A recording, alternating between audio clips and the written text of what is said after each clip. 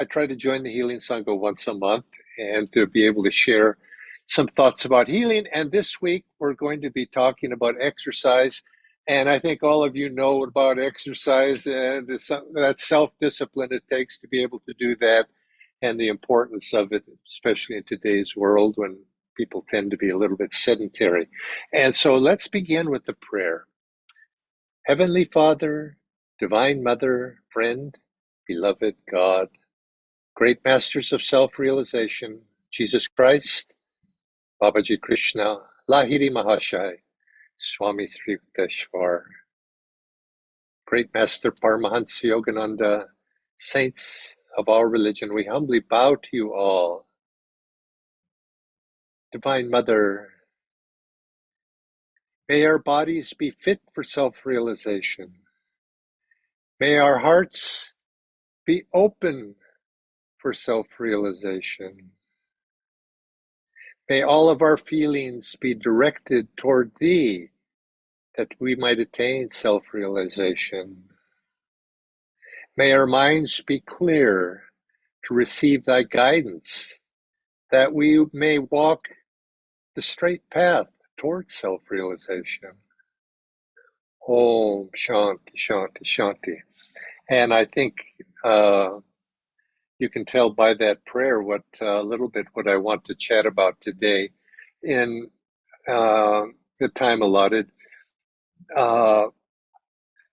I chose a topic, I was given a number of topics, and I chose the one on exercise because it's a little bit, you might say it's a little obvious, but it's also something I always want to remind myself of. It's so easy in life to always, you get into your habits and your routines, and sometimes we think, oh, I don't want to do that. We all know about how exercise, keeping up our routines, we get up in the morning, we're told to energize every morning, and honestly, sometimes I do jump out of bed and I'm awake and ready and I want to do my energization.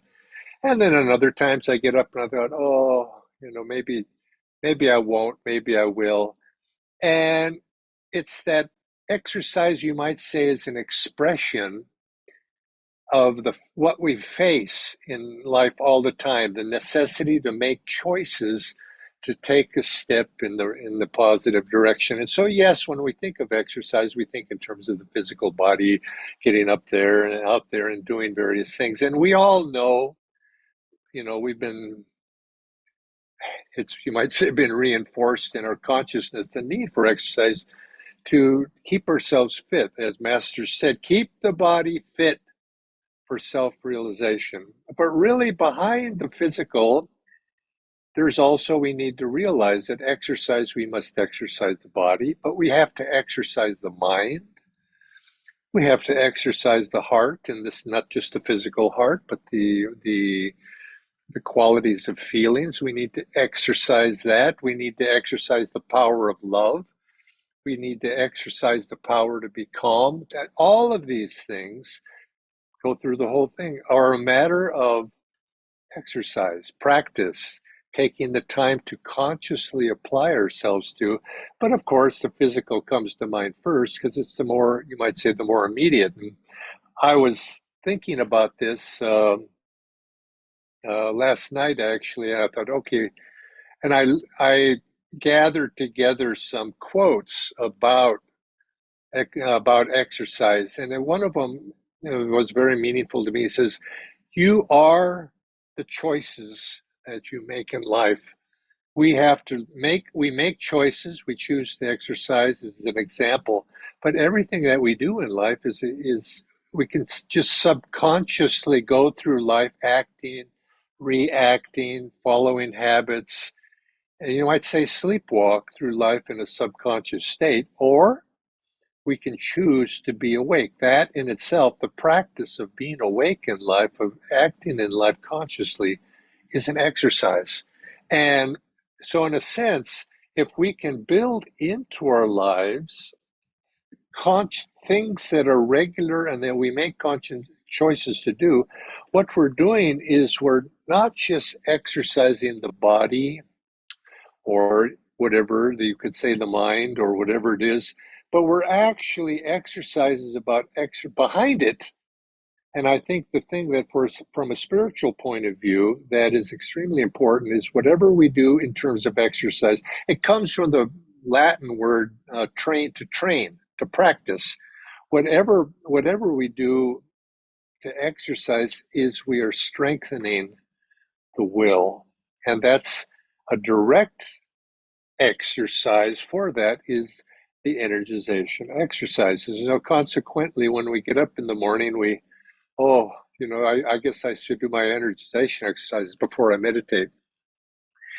What that is it's not just the exercise of the muscles itself, sending energy to the muscles.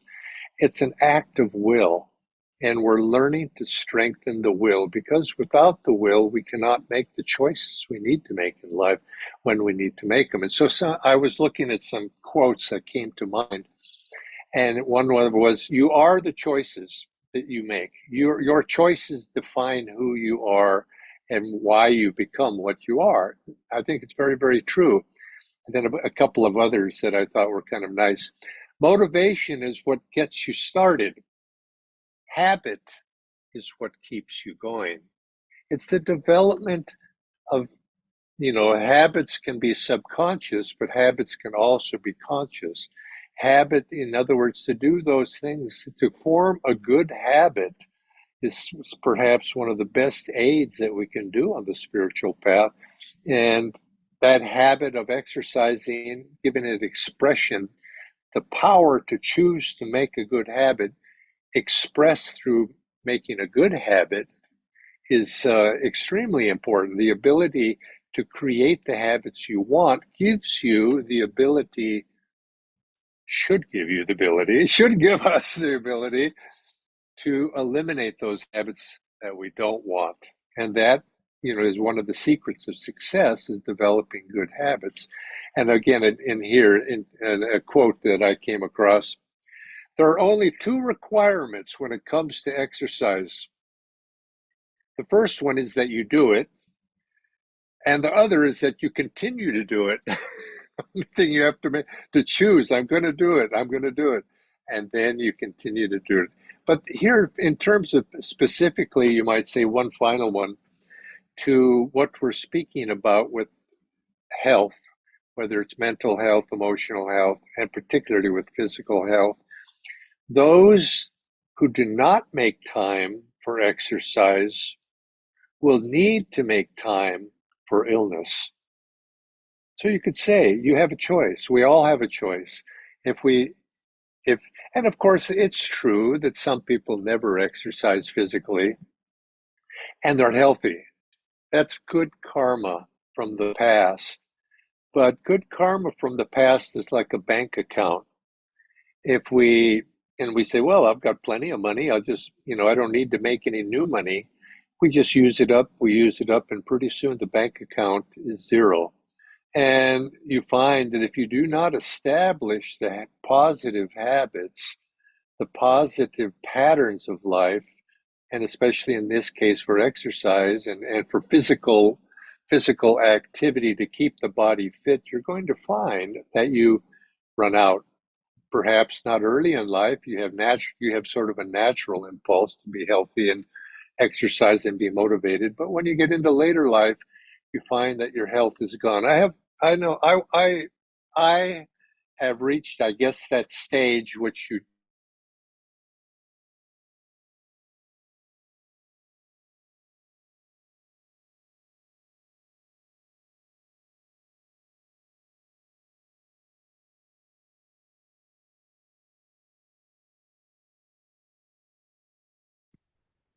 if we don't start good habits when we're younger, we find that it's very difficult later in life to create those habits. And I look around and I see other people that are my age, and honestly, I kind of shake my head and I say it's sad sometimes because not in the sense that it's not sad to be illness, but it could have been avoided. It could have been different. And and I found that when the body begins to bark back at us, it's harder to meditate. It's harder to do those practices, those things that you did at an earlier age, and it takes much greater will to be able to overcome the body or to put the body aside to be able to do what you really want to do. And if, for me, I like to meditate. I like to meditate. I like to lead an active life. I like to enjoy life in that way. And if you don't exercise and if you don't integrate it into your life as a pattern when you're younger, you find that you don't have the habits built up. And I look about and I see other people that are not in good shape, and I've known them long enough to know that they haven't attended to basic things in life of good. I mean, exercise is one thing. Good health uh, is something that is sometimes just karma, but again, you haven't invested to be able to live in a way that is going to allow you to do those things that you want to do. And I'd like to share with you a couple of quotes that I found from Paramhansa Yogananda's, what he said. He said, walk daily and bathe your body in the bacteria killing sunshine. During the winter months, take time to go skating, skiing, and walking. Now, of course, unless you live in the mountains in India, that's not so easy. But all of us can do the walking part. Breathe the fresh, crisp, invigorating air of winter. Perform some sort of exercise every day until perspiration breaks out over your whole body. Your colds and other similar ills will soon disappear. Now, Master said once a day we should try to physically be active enough to actually develop a sweat, to perspire. Now, some people say, "Well, I don't want to be perspiring." Well, what do you do after you perspire? You take a shower. You bathe yourself, and but to try to be active enough because that the heart rate, all of these things to keep the body fit. Now, Master said this. He said, "Good health," and this is sometimes it's the counter, you might say, the corrective here. Good health is not necessarily a sign of spirituality. So just because you're in good health doesn't make you spiritual. Rather, good health allows you to make choices to be spiritual. In other words, you see, it's an ill health is a barrier, can be a barrier, does not need to be a barrier. But let's face it, practically speaking, it consumes our time and our attention when we're not well.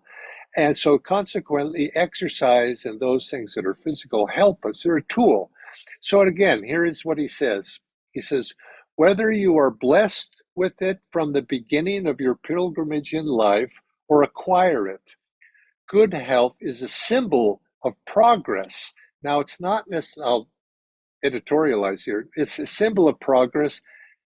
It's not necessarily a symbol of spiritual progress, so, but it is a symbol of progress that can allow you to turn that towards spiritual means. And then he goes on, sometime, somewhere in eternity, we have striven for it, worked for it.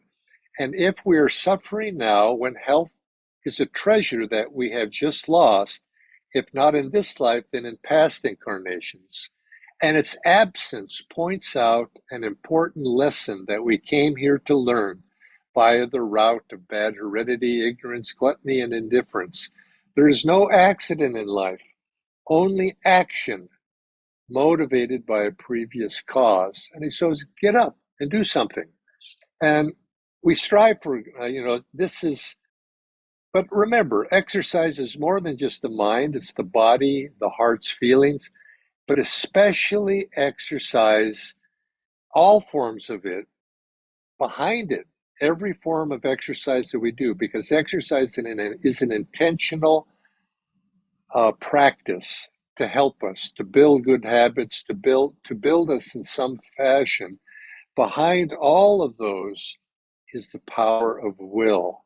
By acting with will, we're not acting in life subconsciously, simply by habits. Now, it's good to have a good habit, but even with a good habit, and especially with exercise, We don't want to do it just out of habit. I know all of us have done the exercise. Have you ever done this? I have many times in my 50 years. I'm doing the energization exercises, and I consciously did the first one. And pretty soon I'm halfway through, and I said, what did I do? I've been thinking, I haven't consciously put my attention. That's not right. You're not getting the benefit, because all exercise in one form or another, if it's done with intention, we strengthen the will. And the will is the absolute most vital instrument that we need to have, you could say, to accomplish what we need to accomplish and attain success, whether that's good health, whether it's harmonious living, whether it's success in some outer form of material success, whatever it might be. So attend to something, regular practice, body, mind, heart, all of these things. It's a regular practice, and these are exercises and activities of some sort.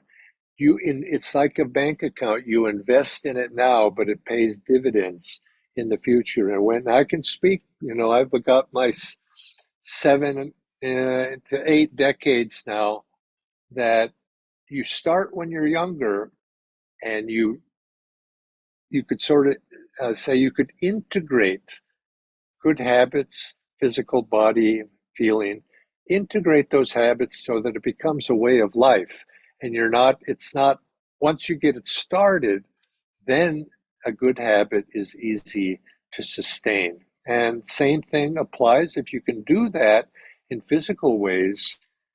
The benefit is, if you're a meditator, if you're a yogi, it applies to our spiritual practice as well. We've developed the will and the habits of mind to be able to then apply those to our spiritual life, which is why we're doing these things, to remove the blocks and to strengthen those aspects that are going to take us into a deeper state of consciousness. And one other, I'll end with one exercise that I think all of us need, I'm going to say two exercises all of us need to do, is stand up straight spine. Don't walk through life with a hunched spine. A straight spine and a smile on your face.